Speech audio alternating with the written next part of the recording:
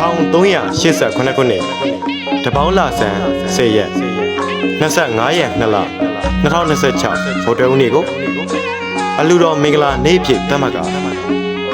အနန္တောနန္ဒာ၅ပါးဥဒိဋ္ဌာ၍နှစ်ဖက်မိဘများဖြစ်ကြသောမကွေးတိုင်းဒေသကြီးပခုတ်ကူမြို့အမှတ်17ရပ်ကွက်17လမ်းနေဦးစောမောင်ဒေါ်ဝိုင်းကြီးပဲခူးတိုင်းဒေသကြီးပေါက်ခေါင်းမြို့စံကလေးကြည်ဝါနေဦးမြင့်ဆွေဒေါခင်ဝင်းတို့အားရည်စူးအမှုထား၍အလူဒိုင်ကဦးထွန်းထွန်းနိုင်အလူဒိုင်ကမှာဒေါ်ဟေမာထွန်းသမီးမတ်ဖြူစင်ထွန်းတာမောင်မေခန့်ထွန်းမိသားစုတို့ပါတန်တရားဝစ်စင်းရဲ့အပေါင်းမှာလွတ်မြောက်စေရန်ကြိုးငါမကွေးတိုင်းဒေသကြီးအောင်လံမြို့ရွာထောင်ရက်ကွက်နေအလူဒိုင်ကဦးအောင်စိုးအလူဒိုင်ကမှာဒေါခင်စန်းလွင်တို့၏သားမောင်ကျော်သူအလူဒိုင်ကဦးမြင့်ဆွေအလူဒိုင်ကမှာဒေါခင်ဝင်းတို့၏သားမောင်ဝင်းမင်းထွန်းတို့အားရဟန်းခံမင်္ဂလာနှင့်ဦးထွန်းထွန်း၌ဒေါဟေမာထွန်းတို့၏သားလှယတနာမောင်မေခန့်ထွန်းဦးတာမတ်ဒေါ်ထေးထေးစိုးတို့၏သားလှယတနာမောင်ထပ်ပိုင်လင်းဦးတန့်စရာဒေါ်တန်းတန်းထေးတို့၏သားလှယတနာမောင်ဖုံးမြတ်အောင်တို့အားရှစ်ပါးပြည့်ခရာစုံလင်စွာဖြင့်မြတ်ဗုဒ္ဓသာသနာတော်အတွင်းသို့ဖပ္ပစအမွေရှင်သာမဏေအဖြစ်သွတ်သွင်းချစ်မြင်ပြီလေအလူဒိုင်ကဥယျာဉ်အောင်ဆိုအလူဒိုင်ကမှာဒေါ်ဖြိုးဤဝင်းတို့၏သမီးလာယတနာမတ်ဩယတနာအားတီလာရှင်ဝင်းအလူတော်မင်္ဂလာတွင်ဘုရားမှုရှိသောတန်ဃာတော်အရှင်သူမြတ်တို့အားစွမ်းဒါရက်ပဝတ္ထုလူပဲအစုစုတို့ကိုစက္ကန့်လှူဒန်းမည်ဖြစ်ပါ၏အလူရှင်အလူမမိသားစုများနှင့်အတူအလူအနုမောဒနာရေစက်ချတရားနာကြားနိုင်ကြဖို့ရစမ်းအာကာဘောက်ဆက်အဖွဲ့တော်တည်းများမှာဖိတ်ကြားခြင်းအမှုကိုပြုလိုက်ရပါတယ်ခင်ဗျာ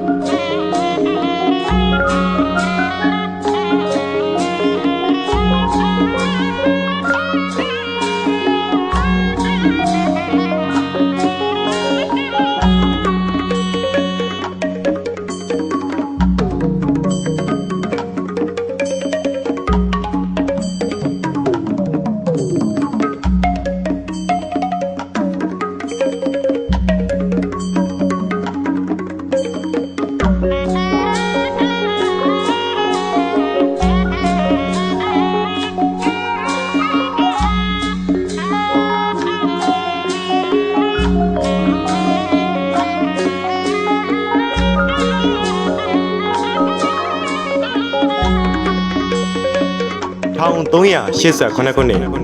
တပေါင်းလဆန်း10ရက်25ရက်2လ2026ဗုဒ္ဓဦးနေ့ကိုအလူတော်မင်္ဂလာနေ့ဖြစ်သတ်မှတ်ကအနန္တောနန္ဒာ၅ပါးဥဒိဋ္ဌာ၍နှစ်ဖက်မိဘများဖြစ်ကြသောမကွေးတိုင်းဒေသကြီးပခုတ်ကူမြို့အမှတ်17ရပ်ကွက်17လမ်းနေဦးစောမောင်ဒေါ်ဝိုင်းကြီးပဲခူးတိုင်းဒေသကြီးပေါက်ခေါင်းမြို့စံကလေးကြည်ဝါနေဦးမြင့်ဆွေဒေါခင်ဝင်းတို့အားရည်စူးအမှုထား၍အလူဒိုင်ကဦးထွန်းထွန်းနိုင်အလူဒိုင်ကမှာဒေါ်ဟေမာထွန်းသမီးမတ်ဖြူစင်ထွန်းတာမောင်မေခန့်ထွန်းမိသားစုတို့မှာတန်တရားဝစ်စင်းရဲ့အပေါင်းမှာလွတ်မြောက်စေရန်ကြိုးငါမကွေးတိုင်းဒေသကြီးအောင်လံမြို့ရွာထောင်ရက်ကွက်နေအလူဒိုင်ကဦးအောင်စိုးအလူဒိုင်ကမှာဒေါခင်စန်းလွင်တို့၏သားမောင်ကျော်သူအလူဒိုင်ကဦးမြင့်ဆွေအလူဒိုင်ကမှာဒေါခင်ဝင်းတို့၏သားမောင်ဝင်းမင်းထွန်းတို့အားရဟန်းခံမင်္ဂလာနှင့်ဦးထွန်းထွန်း၌ဒေါဟေမာထွန်းတို့၏သားလှယတနာမောင်မေခန့်ထွန်းဦးတာမတ်ဒေါ်ထေးထေးစိုးတို့၏သားလှယတနာမောင်ထပ်ပိုင်လင်းဦးတန့်စရာဒေါ်တန်းတန်းထေးတို့၏သားလှယတနာမောင်ဖုံးမြတ်အောင်တို့အား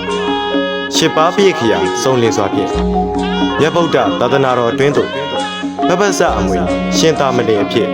သွတ်သွင်းချစ်မြင်ပြီလေအလူတိုင်းကဥယျံတော်ဆိုအလူတိုင်းကမှာဒေါ်ဖြိုးဤဝင်းတို့၏သမီးလာယတနာမတ်ဩယတနာအားတီလာရှင်ဝေအလူတော်မင်္ဂလာတွင်ဘုရားမှုရှိသောတန်ဃာတော်အရှင်သူမြတ်တို့အားစွမ်းဒါရက်ပဝတ္ထုလူပဲစုစုတို့ကိုဆက်ကလှူဒန်းမည်ဖြစ်ပါ၍